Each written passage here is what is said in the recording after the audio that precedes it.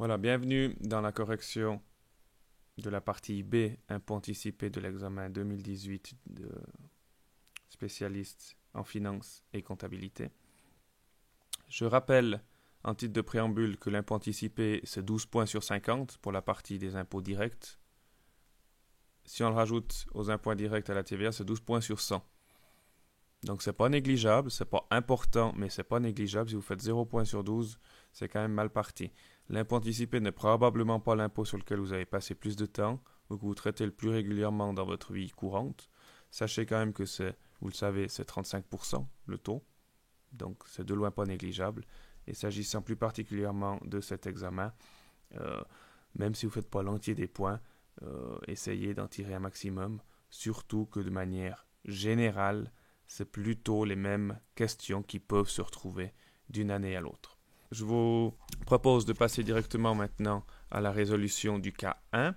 Qu'est-ce qu'on trouve dans le cas 1? On a une société holding en Néerlande qui détient une société suisse, aussi holding, et cette société suisse détient deux filles, l'une en Espagne et l'autre en Suisse, des holding SA. Et dans l'information, si vous voulez rajouter par rapport à la structure du groupe, vous avez un prêt de D-Holding SA à CSA Espagne de 20 millions. Ça, c'est la donnée, et on vous dit qu'à la fin de l'année 2016, D-Holding renonce toute seule, de son plein gré, à son prêt à la société espagnole à concurrence de 20 millions. Quelles sont les conséquences en matière d'impôt anticipé? Et on vous dit, première question, comment qualifiez-vous cet abandon de créance de D-Holding à sa sœur CSA en Espagne?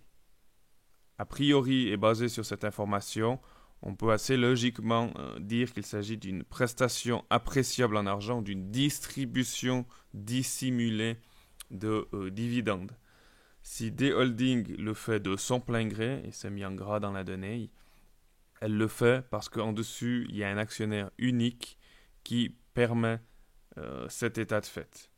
Donc, c'est une prestation appréciable en argent. C'est soumis, point 2, à l'impôt anticipé. Il y a donc 35% qui sont dus sur ces 20 millions. Donc, un impôt anticipé éventuellement dû à calculer de 7 millions. On rentre ensuite, à partir de la question 3, dans un peu plus de détails dans les théories à appliquer.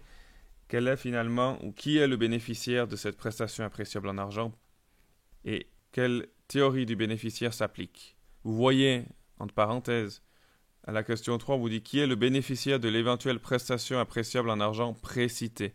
Donc même si vous n'avez pas eu la réponse à la question 1 de manière très pratique à l'examen, vous pourriez en arrivant à la question 3 reprendre l'information et la remettre dans la question 1. Ce n'est pas de la compréhension, mais c'est simplement pour faire des points.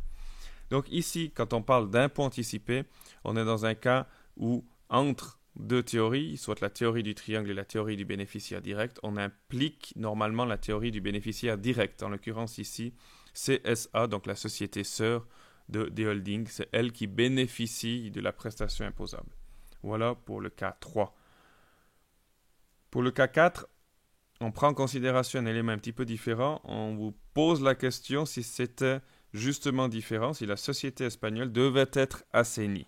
Et la réponse est oui. C'est pas pareil parce que c'est justement l'autre théorie qui s'appliquerait à ce moment-là. C'est ce qu'on appelle la théorie du triangle. C'est-à-dire que l'opération remonte de D-Holding SA à B-Holding SA avant ensuite de redescendre à CSA Espagne. En l'occurrence, la société bénéficiaire de la prestation, la question 4, ne serait plus CSA Espagne mais serait B-Holding Suisse.